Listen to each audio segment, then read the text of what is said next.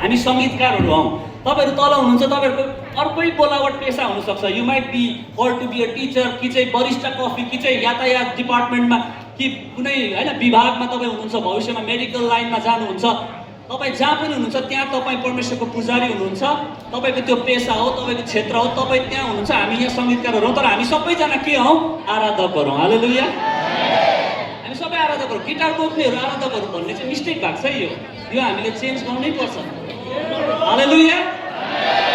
यस कारणले चर्चमा गीत गाउँदा मात्रै आराधना होइन, तर 6 दिन तपाईँ कम्प्युटर डेस्कटपको अगाडि बस्दा पनि आराधना हुन थाल्यो भने चाहिँ देशको विकास हुन्छ।